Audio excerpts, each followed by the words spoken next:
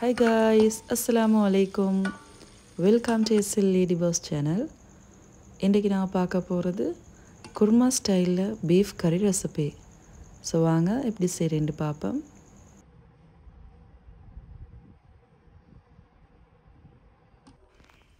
First நாங்கள் இதுக்கு ஒரு மசாலா ப்ரிப்பேர் பண்ணணும்.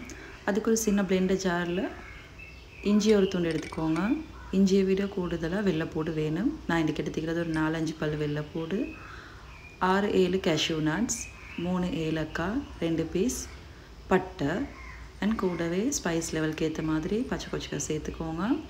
ஒரு கைப்பிடி அளவுக்கு கொத்தமல்லி இலை சேர்த்துட்டு கொஞ்சமாக தண்ணி சேர்த்து இதை கிரைண்ட் பண்ணி எடுத்துக்கொள்ளணும்.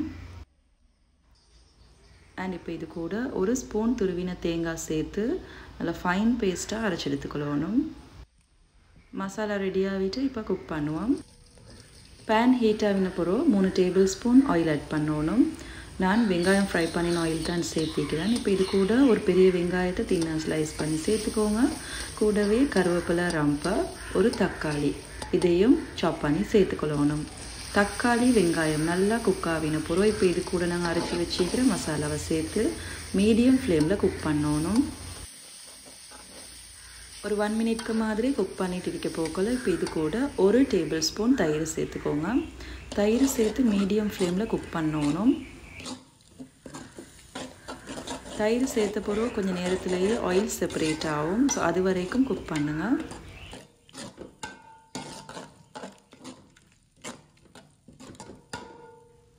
ஆயில் செப்பரேட் ஆகி மசாலா நல்லா குக் ஆகிக்குது. இப்போ இது கூட உப்பு, மஞ்சள், தண்ணி சேர்த்து வேக வச்சு எடுத்துக்கிற பீஃபை சேர்த்துக்கொள்கிறேன். இதே மெத்தடில் பீஃப்க்கு பதிலாக மட்டன், சிக்கன் எது வேணாலும் சேர்த்துக்கொள்ளையிலும். சிக்கன் சேர்க்குறீங்கன்னா வேக வச்சு சேர்க்க தேவையில்ல, அப்படியே இதில் சேர்த்துட்டு வேக வச்சு எடுத்துக்கொள்ளையிலும். பீஃப் நல்லா மசாலாவோட கோட் ஆகிற வரைக்கும் மிக்ஸ் பண்ணிக்கொள்வோம். அண்ட் இப்போ இது கூட 1.5 டேபிள் ஸ்பூன் மசாலா தூள், 1 டேபிள் ஸ்பூன் கொச்சிக்கத்தூள், 1 டீஸ்பூன் மிளகுத்தூள் சேர்த்துட்டு நல்லா மிக்ஸ் பண்ணிக்கோங்க.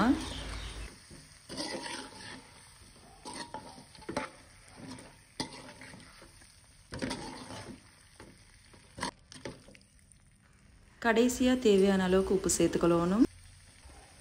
இப்போ இது கூட 1 கப் தண்ணி சேர்த்துக்கொள்கிறேன். பீஃப் ஆல்ரெடி நல்லா குக்காகி தான் நீக்குது. ஸோ கிரேவிக்காக மட்டும்தான் எங்களுக்கு தண்ணி தேவைப்படும். இப்போ இதை நல்லா மிக்ஸ் பண்ணிவிட்டு லோ ஃப்ளேமில் மூடி போட்டு 10 to 15 மினிட்ஸ்க்கு மாதிரி குக் பண்ணிங்கன்னா நல்லா பர்ஃபெக்டான டேஸ்டான பீஃப் குருமா ரெடி. இதை பார்த்திங்கன்னா நான் ரொட்டியோட, பராட்டாவோட, பிரெட் எதோட வேண்டாலும் உங்களுக்கு சர்வ் பண்ணிலும் நல்ல டேஸ்ட்டாக இருக்கும். அதே மாதிரி கிரேவியும் நல்லா திக்காக இருக்குது. ஸோ இந்த ரெசிபி உங்களுக்கு பிடிச்சிக்குன்னு நினைக்கிறேன். பிடிச்சிருந்தா மறக்காமல் லைக் பண்ணிவிட்டு உங்கள் ஃப்ரெண்ட்ஸ் அண்ட் ஃபேமிலி கூட ஷேர் பண்ணுங்கள். சப்ஸ்கிரைப் பண்ணாமல் வீடியோஸ் பார்க்குறவங்க இப்போவே சப்ஸ்கிரைப் பண்ணிக்கோங்க. இன்ஷால்லா இதே மாதிரி இன்னும் ரெசிபியில் உங்களை சந்திக்கிறேன். அது வரைக்கும் டேக் கேர், பாய், அஸ்ஸலாமு அலைக்கும்.